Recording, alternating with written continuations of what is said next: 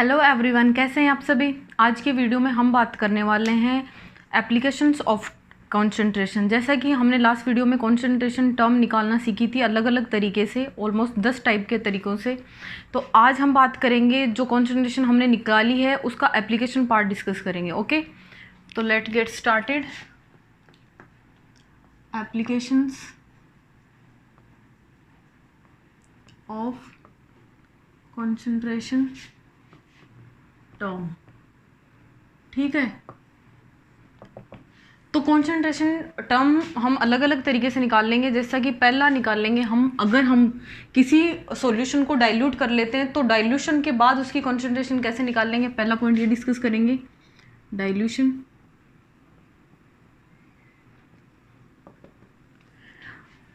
तो डाइल्यूशन के बाद कैसे निकाल लेंगे। जैसे मान लिया कि कोई एक सॉल्यूशन है जिसकी मोलरिटी m1 है, कोई भी सॉल्यूशन, और उसका वॉल्यूम है v1। समझ में आ गया। अब हम इसमें v वॉल्यूम ऑफ सॉल्वेंट या वाटर मान लेते हैं, भी सॉल्वेंट H2 ऐड करते हैं, कितना v वॉल्यूम। तो अब जो ये नया जो सॉल्यूशन बनेगा उसकी मोलरिटी कुछ और होगी जो हमें निकालनी है, और इसका वॉल्यूम क्या हो जाएगा, v1 प्लस v हो जाएगा। समझ में आ रहा है, क्योंकि v1 तो था ही और v हमने ऐड कर दिया। समझ में आ रहा है। तो अब हमें ये जो फाइनल मोलरिटी है इसकी ये निकालनी है कि अब इसकी फाइनल मोलरिटी यानी कंसंट्रेशन वो निकालने की, वो क्या होगी। तो कैसे निकाल लेंगे, इसमें सोल्यूट के जो मोल हैं वही मोल इसमें होंगे, क्योंकि हमने सॉल्वेंट मिलाया, सोल्यूट तो चेंज किया नहीं। मतलब number of moles of solute और number of mole of solute दोनों में क्या है, इक्वल है। मतलब number of moles of solute in first one equals to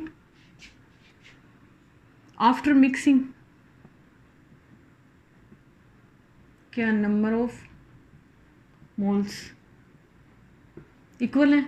अब मैंने आपको मोलरिटी में बताया था मोल निकालने का चौथा तरीका बताया था, 3 पहले बताए थे। मोल क्या होते हैं, मोल क्या होते हैं, मोलरिटी इनटू वी लीटर होते हैं। समझ आ रहा है। और मिली मोल होंगे तो ये ml में होगा। समझ आ रहा है। तो हम यहाँ मोल क्या लिख सकते हैं, हम मान लिए कि इसमें मोल है n1 और इसमें मोल है n2। समझ गए। तो n1 यहाँ क्या लिख सकते हैं, m1 into v1 equals to m2 into v1 plus v लिख सकते हैं।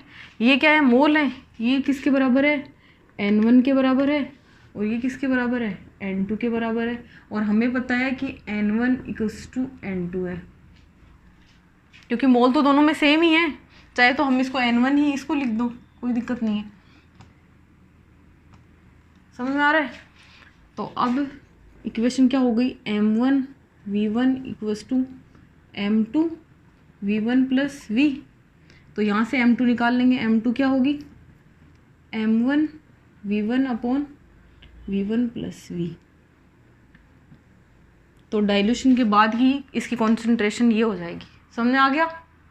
चलिए अब इससे रिलेटेड एक क्वेश्चन कर लेते हैं कि ये कॉन्सेप्ट आपको समझ में आया है कि नहीं आया। हाउ मच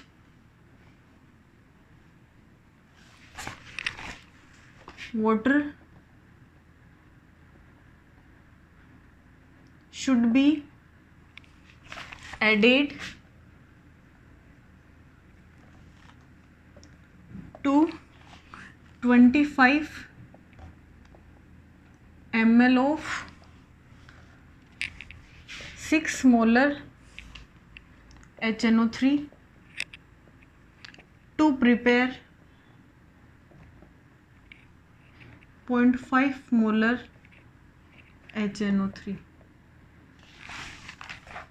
तो ये क्वेश्चन कहना चाह रहा है कि हमें 6 मोलर HNO3 जो कि कितना है 25 ml है, से हमें बनाना है 0.5 मोलर HNO3।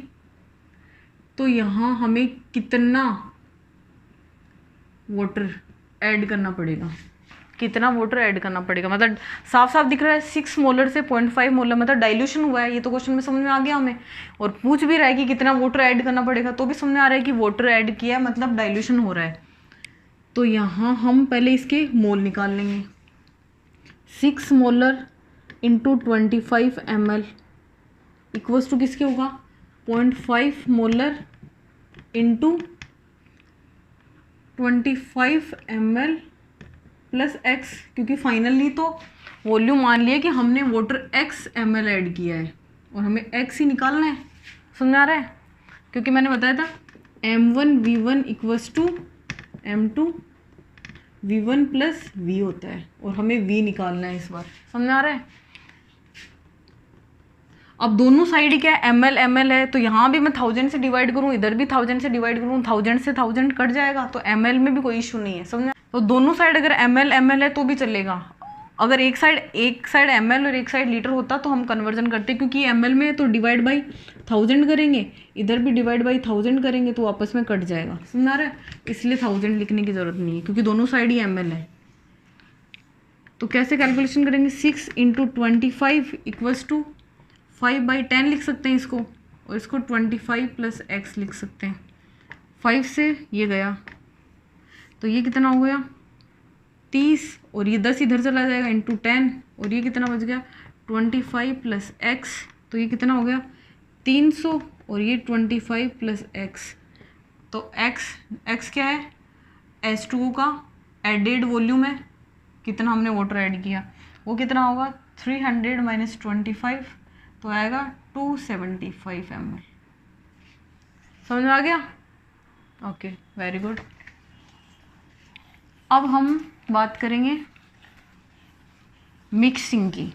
अब बात करते हैं हम मिक्सिंग ऑफ सॉल्यूशन की, मतलब दो अलग अलग टाइप के सॉल्यूशन। पहले हमने क्या बात की, डाइल्यूशन की, मतलब सिर्फ सॉल्वेंट ऐड कर रहे थे। अब दो सॉल्यूशन को आपस में मिक्स करेंगे और उसके बाद जो फाइनल सॉल्यूशन जो हमारा बनेगा उसकी कॉन्सेंट्रेशन कैसे निकालेंगे वो डिस्कस करते हैं। तो अब बात करते हैं हम मिक्सिंग ऑफ सॉल्यूशन। अब मिक्सिंग ऑफ सॉल्यूशन दो टाइप से हो सकती है। कैसे, एक तरीका है कि सेम टाइप के दो सॉल्यूशन हो, उनको आपस में मिक्स किया जाए, सेम टाइप ऑफ सॉल्यूशंस, या हो सकता है डिफरेंट टाइप ऑफ सॉल्यूशंस हो। अब डिफरेंट टाइप के सॉल्यूशन होंगे तो उसमें भी दो पॉसिबिलिटी होंगी कि मिक्सिंग कैसे हो सकती है। पहला है कि हो सकता है कि वो दोनों सॉल्यूशन आपस में रिएक्ट ना करें, डज नॉट रिएक्ट, और हो सकता है कि दोनों आपस में रिएक्ट करके कुछ नया बना रहे हों, डज रिएक्ट। समझ में आ रहा है। तो पहले हम पढ़ेंगे सेम टाइप ऑफ सॉल्यूशन की मिक्सिंग के बारे में, उसके बाद यहाँ पहुँचेंगे, ठीक है। तो सेम टाइप के सॉल्यूशन में क्या होगा, मान लिया कि कोई सॉल्यूशन है जिसकी मोलरिटी है m1, जिसका वॉल्यूम है v1, प्लस अब मिक्स कर रहे हैं एक दूसरा सॉल्यूशन है जिसकी मोलरिटी है m2 और जिसका वॉल्यूम है v2। अब इनको मिक्स किया और फाइनल सॉल्यूशन बनाया जिसकी मोलरिटी कोई होगी m, जो कि हमें निकालनी होगी, और वॉल्यूम क्या होगा, दोनों का ऐड हो जाएगा v1 प्लस v2, ये क्या है v फाइनल हो जाएगा हमारा। समझ में आ रहा है। तो अब इसकी फाइनल मोलरिटी कैसे निकाल लेंगे कि इसके नंबर ऑफ मोल्स प्लस इसके नंबर ऑफ मोल्स दोनों मिलके फाइनल में बराबर ही तो होंगे, इन दोनों का ऐड ही तो है इसमें मोल, और कहीं से तो मोल आए नहीं, इसके मोल और इसके मोल इक्वल्स टू इसके मोल है। समझ आ रहा है। तो कैसे करेंगे, m1 v1 plus m2 v2, क्योंकि नंबर ऑफ मोल्स क्या होता है, molarity into volume, molarity into volume. तो इसके मोल आ गए, अब इसके मोल आ गए, और अब फाइनल मोल आ जाएंगे। m into V1 plus V2। समझ में आ रहा है? तो यहाँ से मोलरिटी निकल जाएगी फाइनल वाली। कैसे निकलेगी? फाइनल मोलरिटी होगी m1 V1 plus m2 V2 upon V1 plus V2। समझ में आ गया? मतलब सेम टाइप के सॉल्यूशन को अगर मिक्स करेंगे तो उसकी मोलरिटी निकालने का फॉर्मूला ये होगा। याद करने की बिल्कुल ज़रूरत नहीं है, बस समझ लो तो अपने आप निकाल लोगे। समझ में आ रहा है? अब बात करते हैं हम डिफरेंट टाइप ऑफ सॉल्यूशंस की मिक्सिंग के बारे में।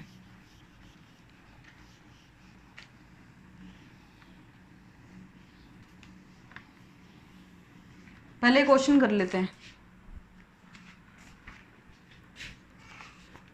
मान लिया एक सॉल्यूशन है जो कि 100 ml, उसमें HCl है और उसकी मोलरिटी है 0.1 m। उसके साथ किसको मिक्स कर रहे हैं? 200 ml HCl जिसकी मोलरिटी है 0.2 m। समझ आ रहा है? और मिक्सिंग के बाद हमसे पूछ रहा है मोलरिटी ऑफ HCl, पूछ रहा है फाइनल वाले की। तो कैसे करेंगे? 0.1 into 100 plus 0.2 into 200 equals to क्या होगा? मोलर और वॉल्यूम क्या होगा? दोनों का ऐड हो जाएंगे तो कितना हो जाएगा? 300। तो ये कितना हुआ? 10 प्लस ये कितना हुआ? 40 इक्वल्स टू मोलरिटी इंटू 300। तो इसकी मोलरिटी क्या होगी? 50/300, 1/6 मोलर। समझ आ गया? Very good.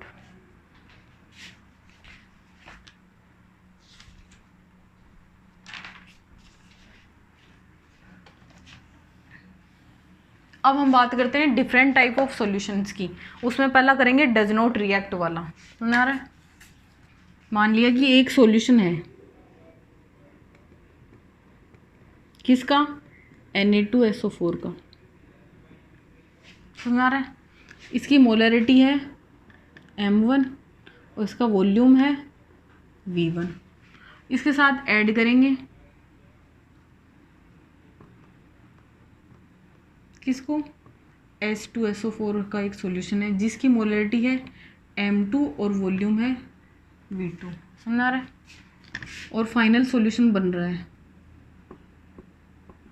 जिसकी मोलरिटी है m और वॉल्यूम क्या है? V1 प्लस V2 है, क्योंकि रिएक्ट तो कर ही नहीं रहे हैं। समझ आ रहा है? तो Na2SO4 और H2। अब इसके फाइनल सॉल्यूशन में क्या क्या होगा?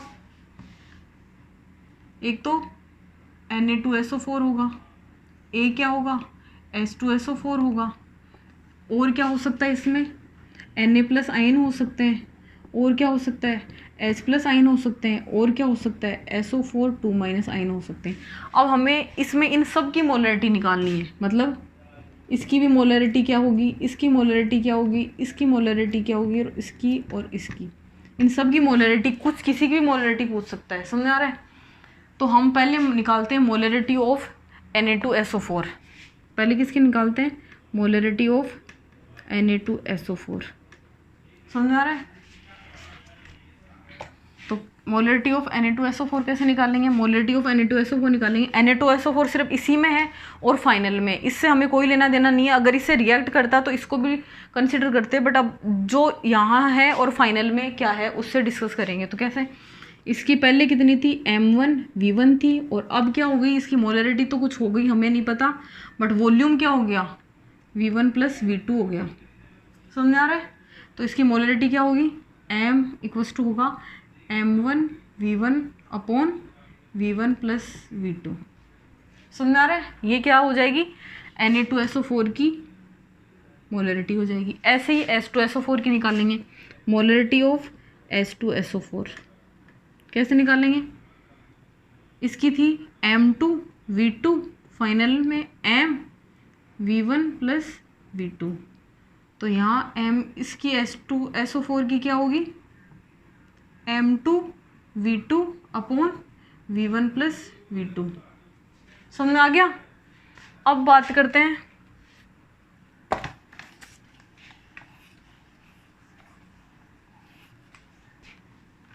कि Na प्लस आयन की, तो हमें पता है कि 1 mole of Na2SO4 gives 2 mole of Na plus ion.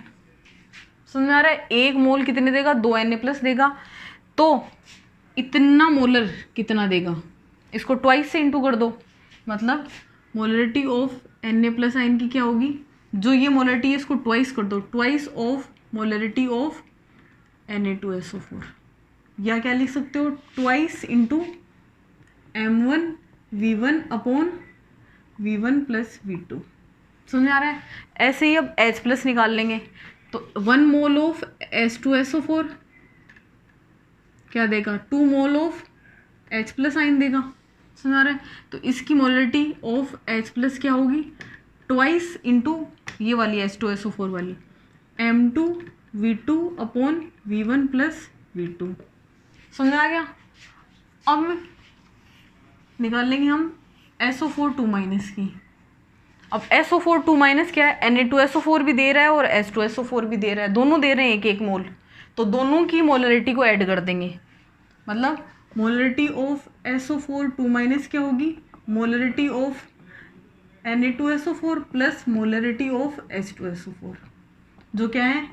ये है M1V1 upon V1 plus V2 plus M2V2 upon V1 plus V2। तो ये दोनों का सेम है, तो क्या होगा? M1V1 plus M2V2 upon V1 plus V2। ये क्या होगी? Molarity of SO4 2 minus.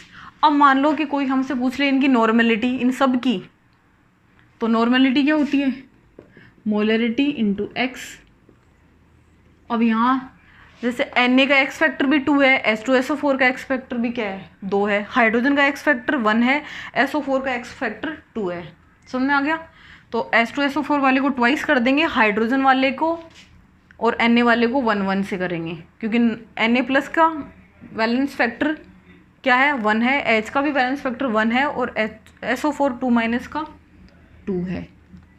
तो अगर इनकी नॉर्मेलिटी निकालते हैं तो इनकी जो भी मोलरिटी हमने निकाली है उनको उनके एक्स फैक्टर से, वैलेंस फैक्टर से डिवाइड कर देंगे। समझ आ गया? Very good.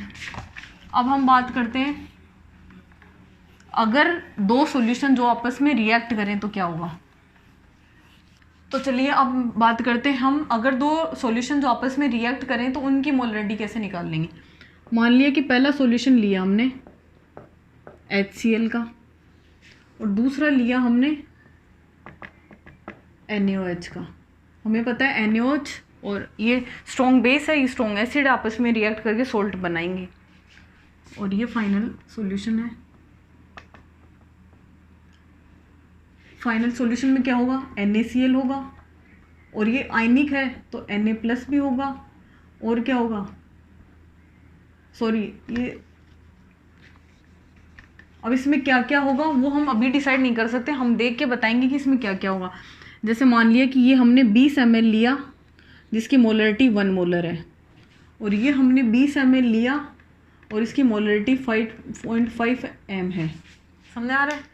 तो अब हम पहले इसके मोल्स निकालेंगे, मतलब मोल क्या, मिली मोल निकालेंगे, क्योंकि ml में है तो इसके मिली मोल्स ऑफ HCl सॉल्यूशन के कितने हैं? 20 × 1, मतलब 20 मिली मोल हैं इसमें। अब इसके निकाल लेते हैं, इसके कितने होंगे? 20 × 0.5 यानी 10 मिली मोल। इसमें 10 मिली मोल है और इसमें 20 मिली मोल है। अब ये आपस में रिएक्ट करेंगे, तो रिएक्ट करेंगे तो मतलब इसमें 20 का मतलब है H प्लस और Cl माइनस के भी, इसके भी 20 मिली मोल हैं और इसके भी 20 मिली मोल हैं, और जिससे हम रिएक्ट कर रहे हैं उसके मतलब Na प्लस भी हमारे पास 10 मिली मोल है और OH माइनस भी हमारे पास 10 मिली मोल है। जब हमारे पास ये 10 ही है तो ये 20 से रिएक्ट नहीं कर सकता, 10 है तो 10 से रिएक्ट करेगा और 10 ये बच जाएगा। जो बचेगा वो NaCl के साथ साथ वो बचेगा, मतलब H प्लस 10 बचेगा और Cl माइनस भी 10 बचेगा। समझ में आ रहा है? H प्लस बचेगा और Cl माइनस लिख दो या HCl बचेगा। ये फाइनल में बचेंगे, जो फाइनल में बचेंगे वो हमें ऐसे कैलकुलेट करके लिख पाएंगे कि हम वहाँ फाइनली बचेगा क्या। समझ आ रहा है? अब हम इसकी मोलरिटी निकालते हैं, मोलरिटी ऑफ MHCl MH और MHCl, इन सब की मोलरिटी निकालते हैं। पहले NaCl की निकाल लेंगे।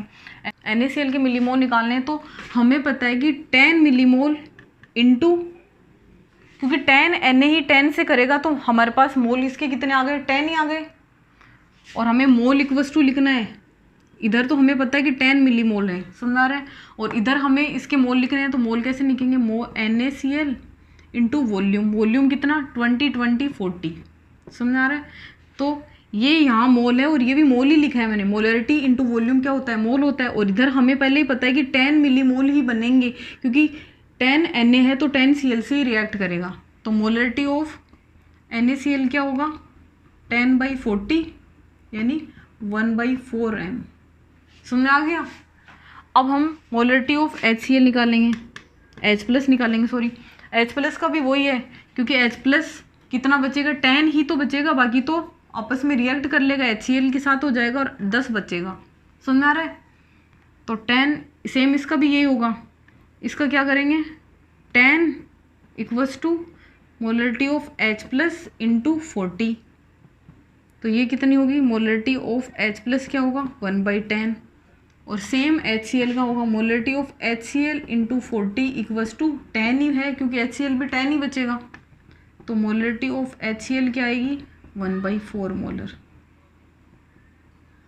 समझ आ गया, वेरी गुड।